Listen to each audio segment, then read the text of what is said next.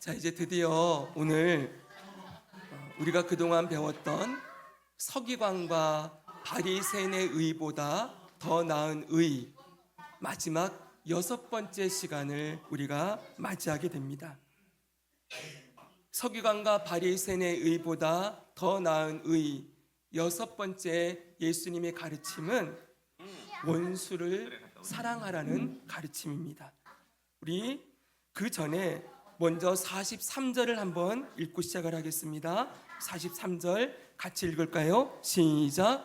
또 내 이웃을 사랑하고 내 원수를 미워하라 하였다는 것을 너희가 들었으나. 자, 우리가 계속 지금 보고 있는 이 말씀의 패턴이 있잖아요. 너희가 들었으나, 예수님이 서기관과 바리새인들을 통하여 너희가 이렇게 들었지 않느냐라고 계속 말씀하고 있어요. 자, 이 이야기는 구약 성경에 이런 구절이 나와 있지 않습니다.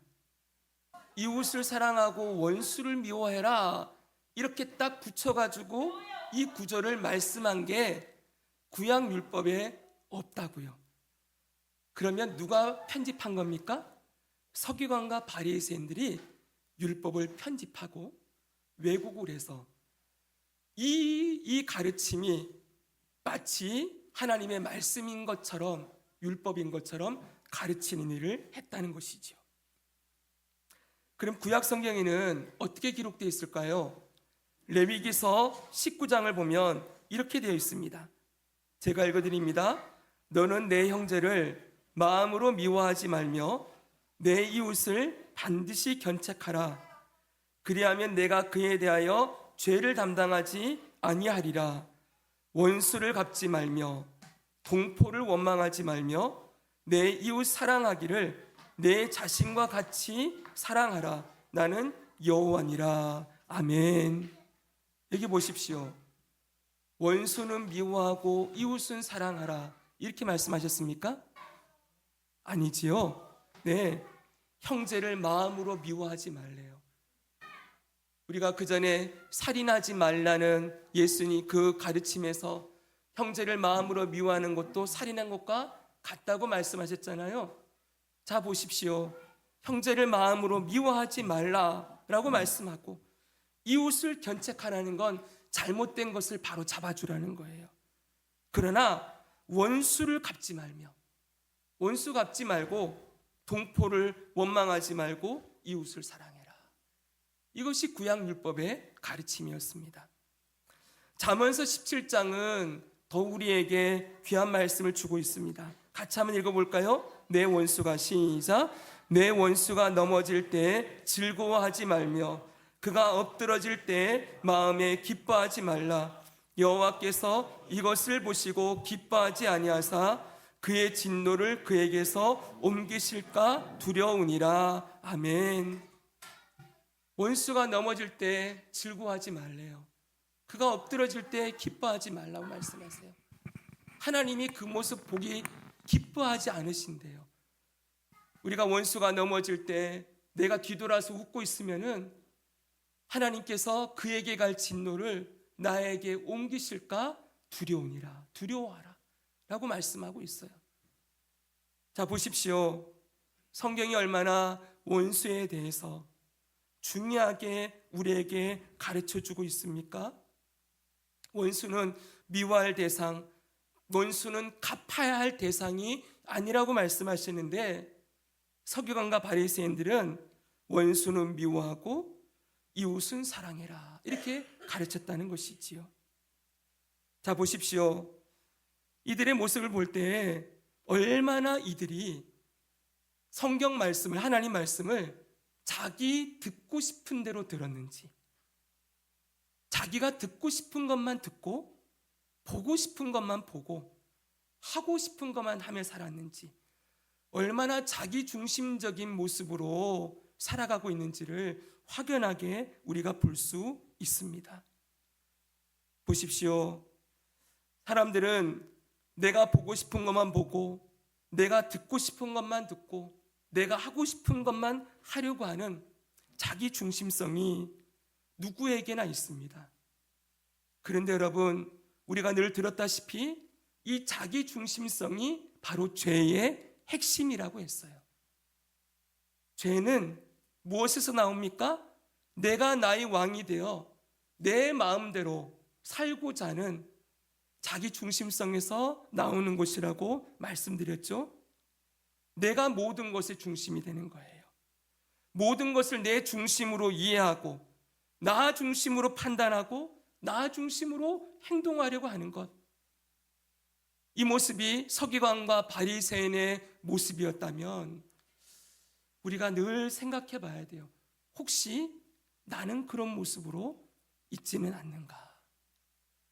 사랑하는 여러분, 정말 미안한 얘기지만 사람들이 신앙생활이 깊어지면 오래되면 오래될수록, 그리고 신앙생활을 하면서 뭔가 아는 지식이 많아지면 많아질수록 자기가 자기 안에 무언가 좋은 것들이, 선한 것들이 생겨났을 거라고 착각을 해요. 그러나 여러분, 우리는 절대 그런 존재가 아닙니다. 우리는 죽을 때까지, 이 육신이 살아있는 때까지 이 안에 이 자기 중심성은 시퍼렇게 살아서 나이가 들면 들수록 더 듣기 싫어하고 더 보기 싫어하고 자기 생각과 자기 아집, 자기 고집에 꽉 사로막혀서 잡혀서 아나무인인 것처럼, 자기가 뭔가를 다 아는 것처럼, 다 아는 것처럼 하는 것처럼 이렇게 살아갈 수 있는 존재라는 것 절대 잊으면 안 돼요. 우리 일평생 우리가 서기관과 바리새인의 이 모습을 계속 보고 있는데, 여러분, 하나님의 말씀을 들을 때 정말 경외함으로 들어야 됩니다. 이 말씀을 더하거나 빼기를 하면 안 되는 거예요. 내가 듣고 싶은 것만 듣고 듣기 싫은 건 안 들어요. 그렇게 하기 시작하면은 여러분, 하나님 말씀에 내가 있는 사람이 되는 거예요. 얼마나 이 신앙이 무섭게 변질될 수 있는지, 이 서기관과 바리새인들이 얼마나 엄청난 짓을 하고 있는지를 보면서 우리가 그들을 비난하고 야, 저 악한 사람들라고 지나갈 게 아니고, 저와 여러분들도 언제든지 이들과 같은 오류에 빠질 수 있는, 이 길로 갈 수 있는 존재라는 걸 잊지 말아야 됩니다. 그래서 우리는 여러분 늘 하나님의 그 능하신 손 아래에서 겸손해야 돼요. 하나님의 말씀을 가려서 들으려고 하지 않고, 가려서 보려고 하지 않고, 모든 말씀을 아멘, 하나님이 말씀하셨으니 이 말씀이 진리입니다, 이 말씀대로 내게 이루어지기 원합니다 라고 하면서 그 말씀에 순종하는 모습으로 나아가야 할 것입니다. 여러분, 이 서기관과 바리새인들이 이렇게 예수님의 가르침을 왜곡시켜 놓았어요. 물론 여러분, 한 가지 언급해야 되는 것은 성경에도 원수에 대한 이야기들이 많이 나옵니다.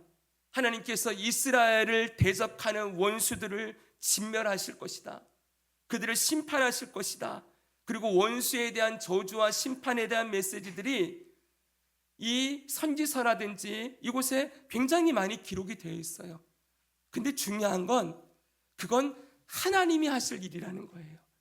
우리 지난주 봤죠? 원수 갚는 일은 누가 하신다고요? 하나님이 하신다.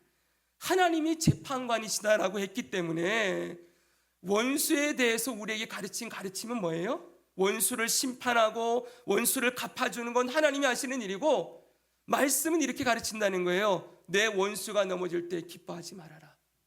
그가 엎드러질 때 마음에 기뻐하지 말아라. 원수를 갚지 말고, 동포를 원망하지 말고 내 이웃 사랑하기를 내 자신과 같이 하라. 이렇게 우리에게 가르치고 있음을 기억하고 우리는 이 말씀에 순종하며 나아가고 있으면 되는 것이지요. 자, 이렇게 서기관과 바리새인들이 하나님 말씀을 왜곡하고 편집을 했을 때 예수님은 무엇이라고 말씀하고 있습니까? 44절의 말씀을 우리에게 주십니다. 44절 같이 읽습니다. 시작. 나는 너희에게 이르노니 너희 원수를 사랑하며 너희를 박해하는 자를 위하여 기도하라. 아멘.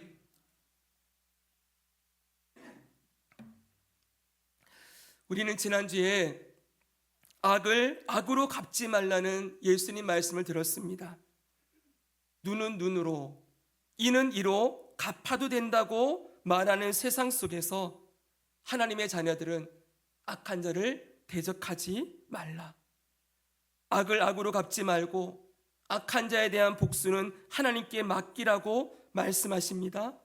그리고 오른뺨을 때리는 자에게 왼뺨을 대주고 속옷을 달라 하는 자에게 겉옷도 내어주고 억지로 오리를 가고자 하는 자에게 심리를 동행하고 구하고 꾸고자 하는 자에게 주라라고 말씀하셨습니다. 그런데 여러분, 오늘은 그 말씀에서 한 걸음 더 나아가서 원수를 사랑하고 너를 박해하는 자를 위하여 기도해라, 이렇게 말씀하시는 것이죠. 그냥 이 말씀만 딱 들으면 마음이, 가슴이 턱 막히지 않습니까? 오른밤 때릴 때 왼밤도 돌려대고, 그래, 그것까지는 어느 정도 알겠는데 원수를 사랑하라? 아니, 이게 어떻게 가능한 일인가? 악을 악으로 갚지 않는 것도 어려운 일인데 원수를 사랑하고 그를 위해 기도해 주래요. 이런 말씀을 들으면 우리는 어떤 생각이 듭니까? 지난주에도 말씀드렸다시피 그리스도인들은 맨날 당하고 바보같이 살면서 이 세상을 이렇게 어렵게 살아야 되는가?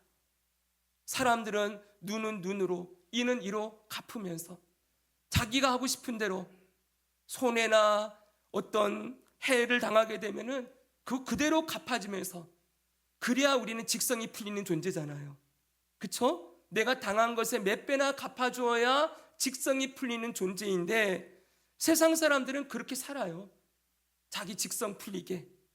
근데 우리는 왼밤도 돌려대고 겉옷도 주고 심리도 가고 그렇게 하는 것도 너무 바보 같은 모습인데 이제는 원수를 위해 사랑하고 기도해 주라고 하시니 이건 너무 어렵다. 아니면 이건 우리의 본성으로는 절대 불가능한 말씀이다. 이렇게 치부하고 지나갈 수 있다는 것입니다. 다시 여러분, 이 말씀을 직면해 보십시오. 이 말씀이 어떻게 들리십니까? 이게 여러분들에게 가능한 일이라고 생각이 되어집니까? 그러나 여러분, 오늘 우리가 깊이 생각해 볼 것이 있어요. 여기서 말하는 원수를 사랑하며 라고 할 때 이 사랑이라는 단어입니다. 지난번에도 이 사랑에 대해서 한번 다루었었는데 세상 사람들이 말하는 사랑과 성경이 말하는 사랑의 차이가 분명히 있었지요. 세상 사람들이 말하는 사랑은 감정이나 느낌이나 아니면 호르몬의 작용이나 아니면 책임감과 의무감으로만 얘기하지만 성경이 말하는 사랑은 무슨 사랑입니까? 고린도전서 13장에서 말하는 그 사랑이라는 거예요. 오늘 이게 너무 중요한 핵심입니다, 여러분. 성경은 사랑에 대해서 이렇게 말씀을 해요. 사랑은 오래 참고 온유하며 시기하지 아니하며 자랑하지 아니하며 교만하지 아니하며 무례행하지 아니하며 자기의 유익을 구하지 아니하며 성내지 아니하며 악한 것을 생각하지 아니하며 모든 것을 참고 믿으며 바라고 견딘다. 보십시오, 여러분. 사랑을 우리가 자꾸 감정으로 생각하면 원수를 사랑하래요.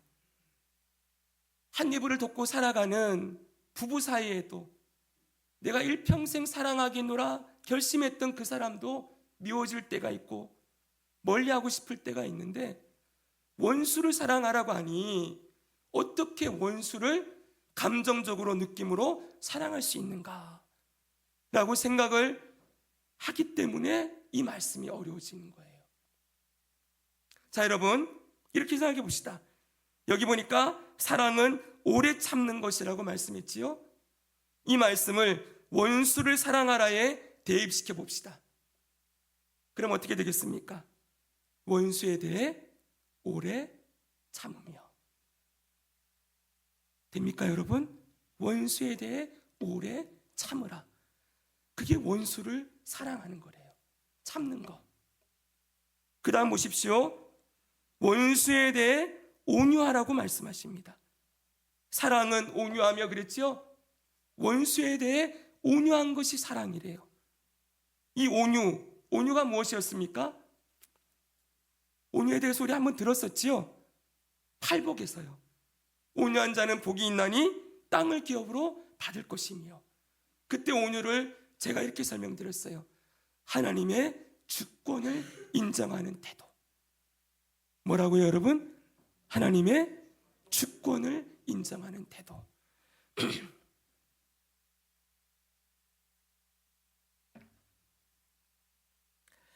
그때 여러분, 제가 모세라는 인물을 예로 들었었어요.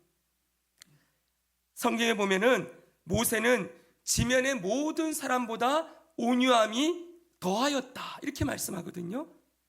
모든 사람보다 모세가 더 온유했대요. 근데 어떤 상황에서 하나님이 이 말씀을 해주십니까? 모세가 구스 여인, 이방 여인을 아내로 맞이를 했는데, 이것에 대해서 모세의 형 아론과 누이 미리암이 막 비난을 퍼부은 거예요. 자, 이렇게 비난을 퍼부을 때 모세가 어떤 태도를 가졌다는 거예요? 온유한 태도를 가졌다는 거예요. 무엇입니까? 하나님의 주권을 인정했다는 거죠. 나도 같이 대거리를 해가면서, 아니 형이나 누나가 나한테 뭐 보태진 게 있어? 내가 결혼하는데 뭐 자꾸 상관이고 간섭이야? 그러면서 같이 막 붙어 싸운 게 아니고, 하나님의 주권을 인정하고 하나님이 이 모든 것의 재판관이 될 것이다 라는 걸 인정하고 입을 다물었다는 거예요. 여러분, 다윗도 지난주에 봤었지요? 다윗도 사울 왕에게 쫓겨다닐 때 그를 2번이나 죽일 기회가 있었음에도 불구하고 하나님이 그를 세우셨다. 하나님의 주권을 인정하지요. 다윗이 사울을 사랑한 거예요. 원수를 사랑한 것이지요. 사랑하는 여러분, 원수를 사랑하는 건 원수에 대해서 하나님의 주권을 인정하는 태도를 가지는 거예요. 그를 심판할 분은 하나님이시다. 다시요, 원수 갚는 것이 하나님께 있다. 내가 그 원수를 내 손으로 갚는 것이 아니고 하나님께 맡기고 저는 하나님만을 바라보며 신뢰하겠습니다. 이 태도를 가지는 게 원수 사랑하는 거라고요. 또 더 볼까요, 여러분? 사랑은 무례히 행하지 않는다고 했습니다. 눈에는 눈으로, 이에는 이로 똑같이, 아니 그보다 더 많이 갚아주어야 직성이 풀리고, 상대방이 내게 해를 입힌 것에 몇 배는 안갚음을 해야 할 것 같은 상황 속에서 똑같이 무례하게 행하지 않는다는 거예요. 똑같이 그 사람이 하는 것과 똑같은 행동으로 나도 대갚아주지 않는다. 이게 사랑하는 거래요. 그리고 무엇보다 자기의 유익을 구하지 않는다고 했어요. 내가 하고 싶은 대로 하지 않는 것이지요. 얼마든지 원수를 갚아서 내 마음이 시원해지고 유익해질 수 있습니다. 눈에 눈으로 갚아가지고 이렇게 하고 나면은 마음이 시원해지지요. 나의 유익을 구하는 거예요. 복수를 사람들이 왜 하려고 합니까? 결국은 나를 좋게 하기 위해서예요. 내 마음이 풀리니까 그래야. 그렇잖아요, 여러분. 자기 방어, 자기 보호, 자기 유익, 자기 이익을 위해서 복수하는데 자기의 유익을 구하지 않는다. 그 유익을 내려놓는 것이죠. 그리고 악한 것을 생각하지 않는데요. 사랑은 악한 것을 생각하지 않는다. 똑같이 악한 방법을 사용해서 그 원수를 무너뜨리려는 일을 하지 않는다는 거예요. 자, 이렇게 보니까 어떻습니까, 여러분?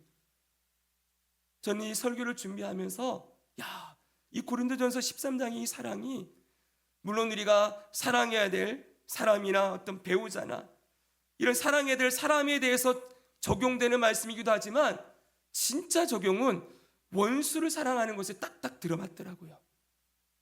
악한 것을 생각하지 아니하며. 사랑은 이거래요. 악한 방법을 똑같이 쓰지 않는 거래요. 그래서 참 이 말씀이 원수 사랑에 정확하게 적용될 수 있는 말씀이라는 것을 깨달으며 무릎을 쳤습니다. 다시 말씀드립니다. 원수를 사랑하려는 것은 바로 이것이에요. 감정이나 느낌을 가지고 원수를 생각하면서 사랑해, 사랑해. 이게 됩니까, 여러분?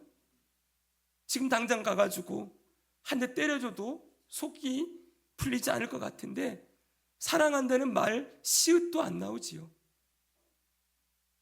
자꾸만 우리는 사랑에 대해서 감정적이고 느낌적으로 적용을 하려고 하기 때문에 이 말씀이 어렵습니다. 그러나 여러분, 이 말씀대로 우리가 생각한다면 보십시오. 사랑은 감정이나 느낌이 아니라 전부 의지와 결단을 요구하는 것이라는 것을 알 수가 있습니다. 한번 따라합시다. 의지와 결단. 네, 감정과 느낌이 아니에요. 의지와 결단이에요. 오래 참으리라. 온유하겠다. 악한 것을 생각하지 않겠다. 무례히 행하지 않겠습니다. 저 원수에 대하여 나의 유익을 구하지 않겠습니다. 이렇게 고백하면서 이 말씀이 가르치는 대로 행하기를 의지를 가지고 결단하는 것. 이것이 원수 사랑의 핵심이라는 것입니다. 사랑은 여러분, 바로 예수님께서는 원수를 사랑하라 라고 말씀하셨을 때 이 사랑이 바로 이 말씀을 통하여 우리에게 사랑이 무엇인지를 보여주시고, 그리고 사랑은 이렇게 하는 것이라는 걸 알려주시는 것이죠. 여러분, 이 사랑을 진짜 보여주신 분이 누구입니까? 예수님이시죠. 우리가 예수님이 우리를 사랑하셨다라고 할 때 자꾸 예수님의 사랑을 감정적으로만 접근하려고 하지 마세요. 예수님 날 사랑하셔. 근데 예수님이 어떤 사랑을 하셨어요? 오래 참는 사랑을 하셨어요. 맞습니까? 네, 예수님이 온유하고 자랑하지 아니하고 무례히 행하지 아니하고 자기의 유익을 구하지 않는 사랑을 우리에게 보여주셨어요. 어디서요? 십자가에서요. 딱. 그렇죠, 여러분. 그리고 지금도 우리를 사랑하시는데 어떻게 사랑하세요? 감정적으로 너 참 이쁘다, 너 사랑한다. 여러분, 사랑을 감정으로 느낌으로 하려면은 하기 시작하면은 반드시 필요한 전제 조건이 있어요. 상대방이 내게 이쁜 짓을 해야 돼요. 상대방이 나에게 사랑받을 만한 모습이 보여져야 감정이 나오는 거 아닙니까? 그렇죠? 여러분, 하나님이, 예수님이 감정적으로 우리를 사랑하신다 그러면 우리 이쁜 짓 하고 있나요? 하나님 볼 때 너 참 이쁘다, 너 그렇게 말하는 거 보니까, 행동하는 거 보니까 참 사랑스럽구나 라고 말할 정도로 우리가 그렇게 행하고 살아가고 있나요? 아니잖아요. 하나님의 사랑이 어떻습니까? 이 사랑이라는 거예요. 오래 참는 사랑. 바로 이렇게 사랑하는 것, 이것이 원수 사랑의 핵심입니다.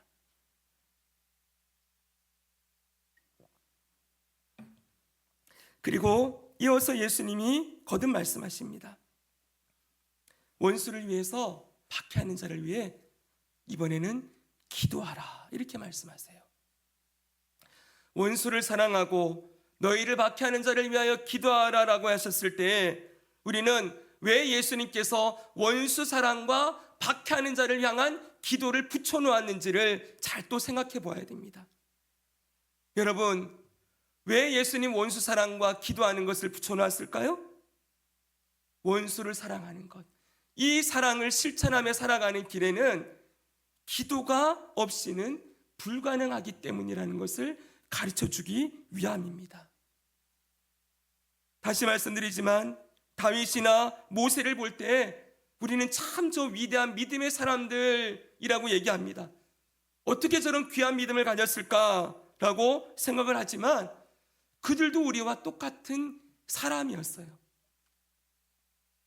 그럼에도 불구하고 모세가 온유하게 다윗이 원수되었던 사울을 용서하며 살아갈 수 있었던 이유는 그들이 하나님 앞에 늘 서 있었기 때문이라는 거예요. 끓어오르는 그 분노하는 감정을 가지고, 늘 말씀드리지만 이제 다음 주 화요일이면 시편이 끝나지요. 그 시편에 보면은 다윗이 얼마나 분노했는지, 다윗이 얼마나 속이 애끓었는지, 얼마나 괴로워했는지, 그 모든 심정들이 구구절절히 나와 있지 않습니까? 근데 늘 말씀드리지만 그걸 원수에다가 그대로 이렇게 입을 열어서 터뜨리기 시작하면 그건 여러분 죄가 되는 거예요. 근데 원수에게 하고 싶었던 그걸 하나님 앞에 하고 가서 하면은 그건 뭐가 되는 거예요? 기도가 된다는 거예요. 이게 참 기가 막힌 얘기예요. 사람에게 가서 막 하고 싶은 얘기를 내가 하면은 여러분 거기서 관계도 어그러지고 후유증도 남고 여러 가지 후폭풍이 생기지만 그때 입을 딱 다물고 하나님 앞에 가서 막 저 나쁜 이 XS 새끼 뭐 이러면서 그냥 하나님 저 자식 죽었으면 좋겠어요. 마음이 너무 힘들어요. 막 저 사람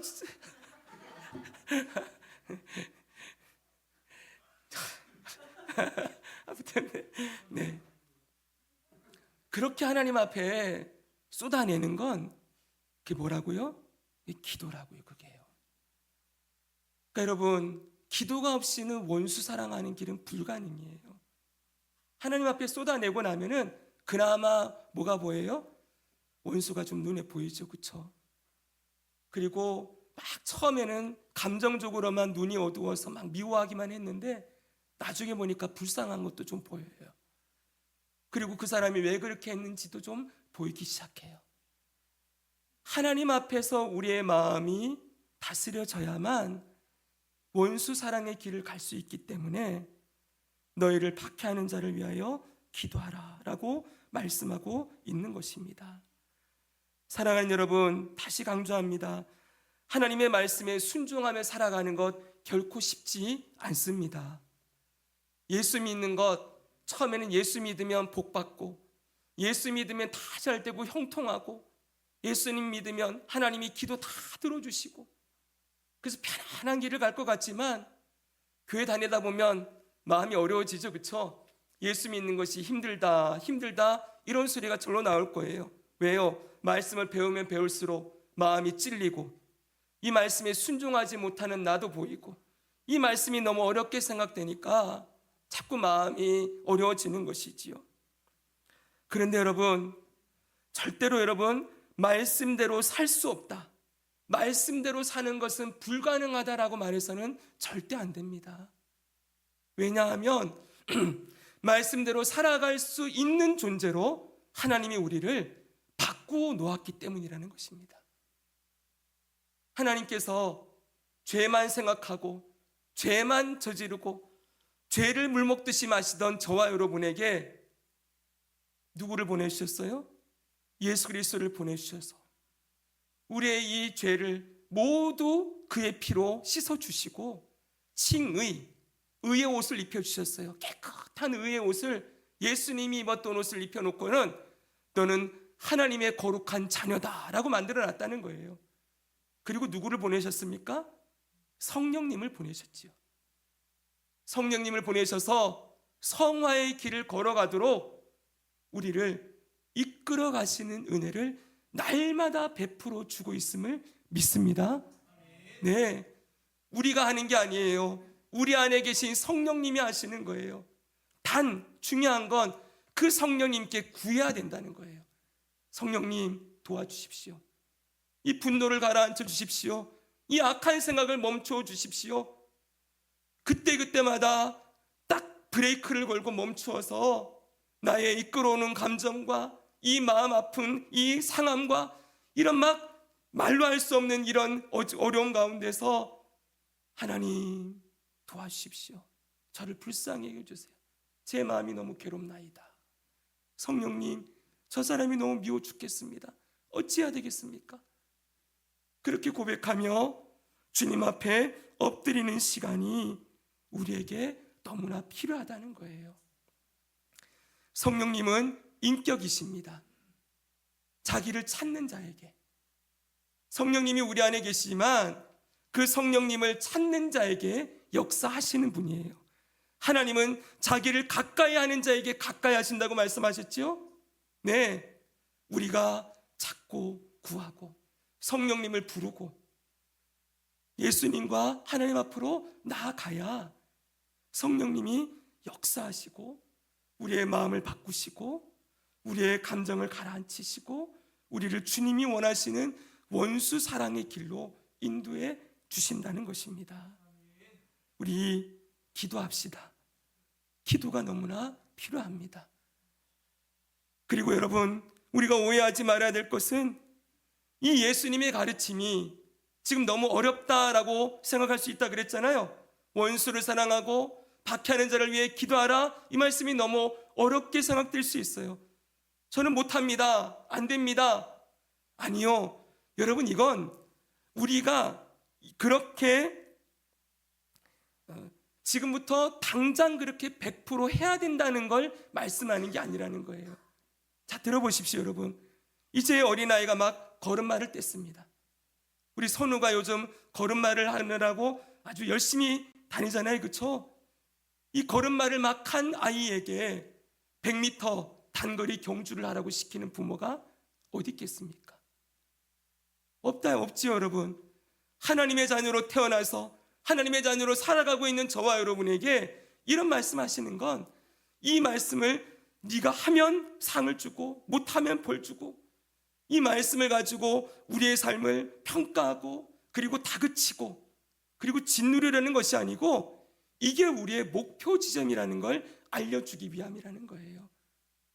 하나님의 자녀들은 어떻게 살아야 되는가?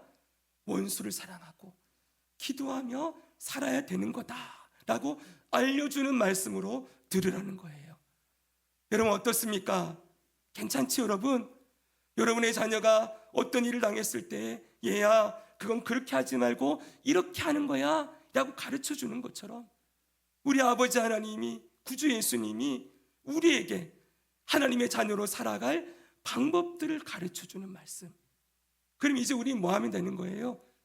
이 말씀을 순종할 때도 있고 못할 때도 있겠지만은 하려고 노력을 하고 의지와 결단을 사용해서 도우심을 구하며 이 길을 한 걸음 한 걸음 가보면 되겠죠, 그렇죠?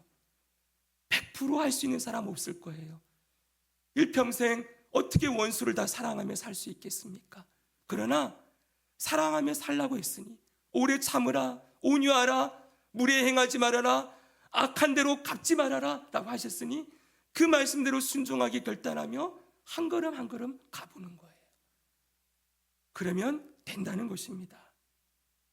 자, 이렇게 될 때 여러분, 어떤 결과가 나옵니까? 우리가 어떻게든 이 말씀에 순종하는 길을 걸어가려고 할 때 어떤 결과가 나오느냐? 45절에 이 말씀을 하고 있어요. 이같이 한즉, 여러분 읽어주십시오. 시작.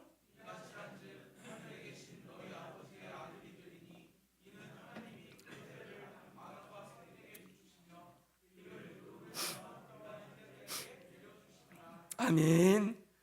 이같이 한즉, 너희가 원수를 사랑하고 박해하는 자를 위해 기도하면 하늘에 계신 너희 아버지의 아들이 되리니. 아들이 된대요. 근데 여기 된다는 말을 오해하면 안 됩니다. 이렇게 하면 하나님의 아들이 되는 거고, 이렇게 안 하면 하나님의 아들이 안 되는 거, 그런 의미로 된다가 아니에요. 이 된다는 말의 뜻은 입증되다라는 뜻이에요. 입증된다. 무슨 말입니까? 저 여러분은 이미 예수 그리스도를 믿는 순간 하나님의 자녀가 되었지요? 그렇죠? 그런데 우리가 하나님의 자녀가 되었다는 게 어떻게 다른 사람들에게 증명이 되겠습니까? 입증이 될까요? 그건 우리의 말과 우리의 행동으로 입증된다는 거예요. 그렇죠, 여러분?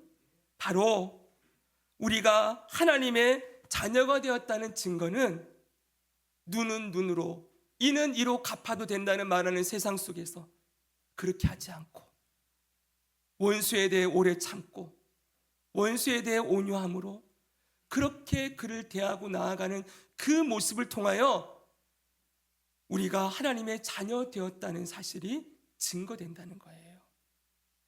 여러분, 여기에 아주 중요한 핵심이 있습니다. 바로 예수님께서 이 말씀을 주시는 이유가 여기에 있어요. 결국은 마태복음 5장에 서기관과 바리새인의 의를 보다 더 나은 의를 왜 우리가 행하며 살아야 되는가 라고 했을 때, 지난번 말씀드렸죠. 예수님이 이 말씀을 주신 이유는 세상 사람들과 우리가 똑같지 않음을 보여주기 위하여, 구별되게 살게 하기 위하여 보여주셨다라고 말씀드렸지요. 우리는 신분이 하나님의 자녀라는 거예요. 세상 사람들과 똑같을 수 없는 존재라는 것을 가르쳐 주기 위하여 예수님이 이 말씀을 주시는 거라고요. 사랑하는 여러분, 그래서 예수님이 그 다음에 이어서 이렇게 말씀하세요. 46, 47절도 읽습니다. 너희가 시작. 너희가 너희를 사랑하는 자를 사랑하면